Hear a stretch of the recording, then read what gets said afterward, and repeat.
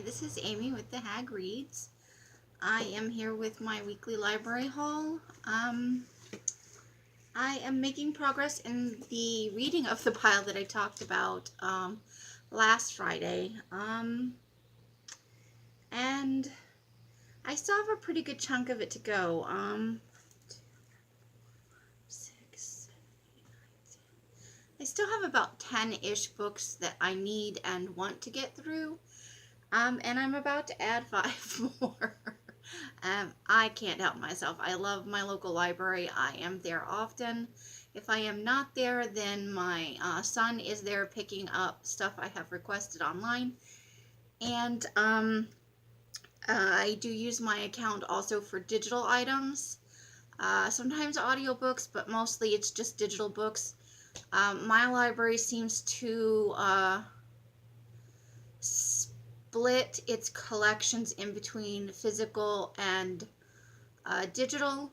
I think in some cases what happens is they may have had both, but my understanding is in the library system there is actually a fair amount of theft and loss, and their funding, most public libraries is being steadily cut, and has been for probably decades now. And I appreciate all the services my library offers. I don't know what I would do without them. I am a voracious reader, and I certainly can't afford all the books that I want to read, all the things that are collected in the library that would, that I see that I might never have encountered, even if I went into a bookstore, because libraries have new and obscure things, that would not necessarily be promoted in a bookstore. The best library system of any place I ever lived was in Ohio, and they had their library won awards every year for being one of the best in the nation, and they always had everything I was looking for. And I never borrowed anything. Digital wasn't a thing then, or at least I did not use. I didn't ever venture into the digital offerings from my library there. And as a matter of fact, it's only in the last 6 months to a year that I have actually started utilizing that from my library here in the Scottsdale, Phoenix area. We use the Scottsdale Public Library because we live in South Scottsdale. So, and I think I can get a Phoenix Public Library card, but there's not a branch terribly close to us, and I use the bus most often, and I don't enjoy going into Phoenix on the bus. It's the lines running in that direction are sometimes unpleasant at the time of day when I would be going, so I avoid that whenever possible. Although I do love having public transportation available. As with the library, the public transportation system here leaves much to be desired. I can't honestly say if it's one of the worst in the nation, but it is far from the best. As a matter of fact, I don't think I've ever lived in a place that had an extremely effective and useful public transportation system. Although this is the first place I've ever lived where I've had to rely on it exclusively. If I can't get there on the bus, on a bicycle, or on my own 2 feet, it is not happening. So library haul small this week, only 5 books. I'm trying to cut back. I have 3 library cards available to me. Mine, my transgender son's, and then my son who lives in Texas. His card is still active, and shamefully we use it a lot. It used to be mostly for movies and stuff, but I go through periods where I check out just far too many items, and we have close to the limit out on all 3 cards in one way or another. The digital checkouts on my card, I'm allowed 10, and they take up space that is, so if you have 10 digital items checked out, there's only 20 spaces on your card. And that's not, I'm not saying that's a good or a bad thing. So I almost always have 4 or 5 things checked out digitally. I like to have something open on my computer for when I'm writing and maybe I need a little break, or I'm watching YouTube, booktube videos or something in the Witches of YouTube community. You know, I can only watch so many or a video for so long, and I need a little break. So I'll go on there and read half a chapter or a chapter of something. Usually what I have digitally are completely frivolous books, like those Living with the Dead zombie series. Just something that's fun and easy, and the print is bigger than it is in most of the books I receive, so I have an easy time reading that without needing my glasses, and so that's a break for my eyes as well as my brain. My first book that I got from the library this week is a recheck out, because my son is reading this series with me, and I was reading ahead of him and then giving him the books, and he would read it and I would request the next one. But he got ahead of me and then he just stopped reading, and I kind of had to harass him a little bit. I wound up having to recheck it out, and so I've been waiting for about a week for it to come in, because it is a series on Netflix right now that's available. A lot of people it's become popular to check it out again. So they're not always available right away as they might have been, say, a year ago. The Carnivorous Carnival. I'm not sure what number book this is, like how far we are in the 1, 2, 3, 4, 8, 9. This is the 9th book, and there's 13 in the series. So we're almost to the end. And another thing that I am trying to do, although I will not be able to do it with this series because I won't request the next book, until my son has read the book. Actually, now I'm reading this, so I can request the next one because I know I'll read this in a few hours, probably this evening or tomorrow evening. But once I request the next book, I won't be able to request the one after until he finishes reading it. It's a way for me to push him through. He's working his way also through the Harry Potter series. But mostly what he's doing is playing Rainbow Six, which I'm strongly against first-person shooter games as a long-term activity. I know that a lot of people don't think that aggressive games make people aggressive. I don't think it makes him violent in any way, but I do note that the more hours in a day that he plays Rainbow Six, the less responsive he is if I go in there to say something to him. The less open he is to an activity, say, please take out the trash. I might have to tell him 5 or 6 times that the trash needs to go out. And yes, I could certainly take it out. But we split the chores that are not. I do all the dishes. I don't expect to have to take out the trash.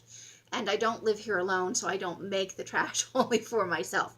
But even just going in to remind him of something, that he promised to do a couple of days ago, the longer he plays, the less words his responses will have. The longer he plays, let's say I go in there for the first time to ask him to take out the trash, and he's been playing for 5 hours, I won't get, yeah, okay, which is a blow off, and he's like, no, it's not, I mean, yeah, I'm gonna come and do it in just a few minutes, but that's his blow off answer. Instead of, yeah, okay, I get something much more verbally explosive than that, and usually not profanity, but not appropriate for just asking somebody to take out the trash. And I'm hesitant to say, my transgender son is diagnosed bipolar, but it's something that doesn't affect, he doesn't need meds to regulate it any longer. We find that with healthy eating, eliminating processed foods for the most part, we had to eliminate soda altogether because the only soda he wanted to drink was Mountain Dew, and it has the most sugar of pretty much all of them that are available. He would go to Circle K and get a 44-ounce fountain drink, and he was drinking 2 or 3 of those a day. And when it was 1, I still kind of felt like it was affecting him. But now that he hasn't been drinking it for a while, there's a huge difference. So if you combine 4 hours of a first-person shooter game with 2 44-ounce sodas and pizza, Totino's pizza rolls, that's a recipe for something quite unpleasant. And when he's eating processed food, and that includes fast food and even semi-fast food restaurants, like we can't eat out at a TGI Fridays or a Denny's very often, because those foods are still mass-produced and prepared and are largely just heated up in the restaurants. It's not fresh. There's a lot of chemicals in that stuff. So he can't have, or should not, I won't say can't, it's not for health reasons, it's for mental health reasons. When he limits all of these things, he has a much smoother time with his ups and his downs. And I see them on a day-to-day basis. And for the most part, it's being more angry or more anxious, or days when he's doing 5 different things at once is a more manic period. And so we found by limiting those things, but also with him doing yoga at least 5 days a week and meditating 3 to 5 days a week, that these things help. And in doing those things, he doesn't require the medication. And he doesn't like the medication, doesn't like the way it makes him feel. And so as long as we do those things, but the one thing I have not been able to get him to stop doing is playing the first-person shooter. And I don't know if it has a bigger impact on him because he is manic depressive, but I notice that it does affect him significantly if it's many hours in a day or too many times a week. And he's 19, he's an adult. I don't feel like I have the right to say you can't do this.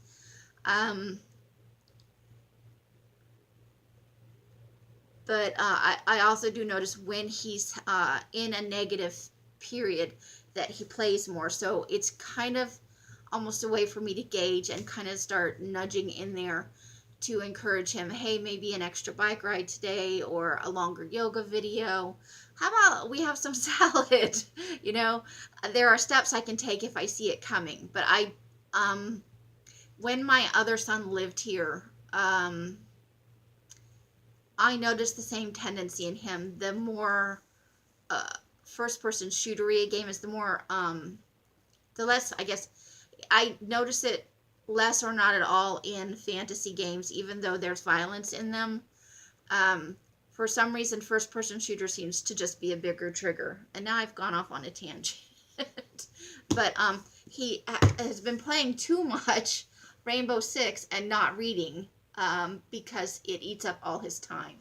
But he's also not doing things like studying his Russian, which is a language he's trying to learn. So I'm trying to niggle in on that and encourage him to play less times a week and less hours in a day, just because it affects not just his mood and his aggressiveness, but it limits his time to do other things. And then he'll reach a point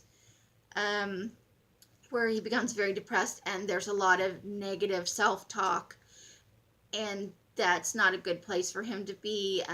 So we've been able to largely avoid that now for almost 2 years, but it does take a lot of maintenance, and he does need a second person around, and sometimes even a third. He's got a really good friend who kind of calls him out too when she starts noticing the patterns. So that's kind of why he lives with me. It's not that he's non-functional, it's that I don't and he does not feel that he would recognize his own patterns as readily, and that he would probably have a harder time getting along in life if he lived on his own. But not that he's not capable of living on his own. He just likes the security blanket. And I give him a lot of autonomy, so it's not like I force him to do anything. I'm just there going, hey, and kind of nudging him to do the things he knows he should do. So there's that. I picked up the next book, the 16th book in the Nancy Drew, which is The Clue of the Tapping Heels. I have the 5th book in the Hardy Boys series, and I don't know the title. I have it digitally because that's the only format my library had in. The next book is Dear Amy, which is by Helen Callaghan. And my name is Amy. This was recommended to me by a friend. I have one friend who every time she finds a book with my name in it, because they're relatively rare, especially on the title of a book, she points it out to me. And this book is, the main character is Margot Lewis. She's a teacher in an exclusive high school in the Cambridge area, and also the writer of an advice column, and that's where the Dear Amy comes in, and that's the name of the advice column, not her actual character name. So a 15-year-old girl who is a student of hers disappears, and so the school is kind of in an uproar about this, and then as Dear Amy, she also gets a letter from a separate woman who claims to have been abducted 20 years before, and I think the circumstances are similar. And then, of course, the mystery mayhem ensues, and, the very end says, but then Margot herself becomes a target. Dun, dun, dun. So, I'm reading that because it has my name in it, but it also does sound like an interesting story. And that is an adult fiction book. I picked up Goddess of Light, which is the next book in the Goddess Summoning series. I just finished the book you saw in my last video. And I've already... Goddess of Spring. This one focuses on the main character. The main human character's name is Pamela Gray, and it features the god and goddess Artemis and Apollo. And so these are all a transference of generally the essence or soul of a person into the transposing with the god or goddess. They're all love stories, but they have that kind of, they're just sweet. I like them because they're sweet, and they do have sex in them, but it's not overly explicit. And it's just kind of, the author PC Cast has kind of an interesting take on the myths themselves, which I quite enjoy. The last book I have is called Sycamore by Bryn, Chancellor. And this one is a new mystery from my library. It's set in Arizona, and that's kind of why I picked it up. I have not found very many interesting books that are set in Arizona. So, and that just could be a lack of looking very hard. But this is, I think it's a murder mystery. I'm just going to read it real quickly from the inside blurb so we can wrap this up. I did not intend for this video to be so long. That's me rambling about my son. I am sorry. Out on a hike one scorching afternoon in Sycamore, Arizona, a newcomer to town stumbles across what appears to be human remains embedded in the wall of a dry desert ravine. Then it skips down, I'm skipping down. Skillfully interweaving multiple points of view, Bryn Chancellor maps the bloodlines of a community and the indelible characters at its heart.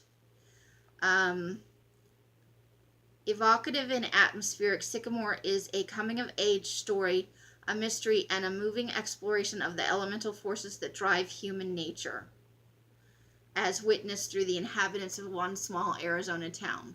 So it does sound interesting. I like murder mysteries. I won't say they're fun, but they are always engaging, each in its own way.